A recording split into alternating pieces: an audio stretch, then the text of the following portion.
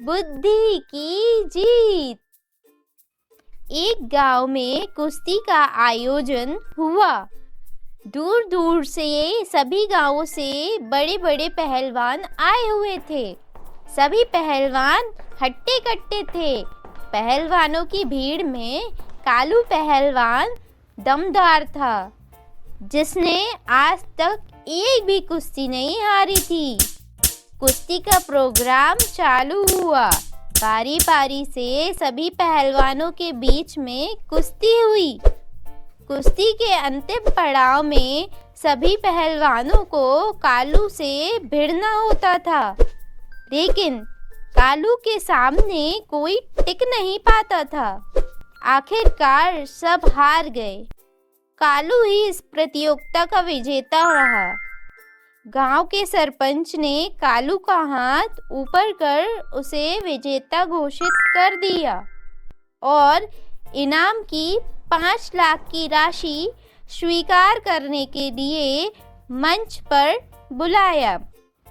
कालू भरी भीड़ में चिल्लाते हुए बोला कि क्या इस भीड़ में कोई बंदा है जो मुझे हरा सकता है? अगर मुझसे जीत गया तो ये 5 लाख रुपए मैं उसे दे दूंगा, और अगर हार गया तो मुझे उसे 5 लाख रुपए देना होगा। क्या किसी को ये चुनौती मंजूर है? भीड़ के सभी नौजवान एक दूसरे का मुंह देखने लगे। कोई आगे नहीं आया। किसी को आगे आने का आता देख कालू हंसने लगा। तभी एक दुबला पतला आदमी आया और बोला, मुझे तुमसे कुश्ती खेलनी है। इसके बाद दोनों मैदान में उतर गए। सभी लोग कालू के लिए तालियां बजा रहे थे। किसी ने गुल्लू का नाम तक नहीं लिया। अब गुल्लू और कालू के बीच कुश्ती शुरू हुई। गुल्लू किसी तरह से खुद को बचाकर आगे आगे भाग रहा था। सभी लोग गुल्लू की मूर्खता पर हंस रहे थे। गुल्लू को भी लग रहा था कि उसने अखाड़े के अंदर आकर गलती कर दी है, लेकिन वापस बाहर गया तो 1 लाख देने होंगे।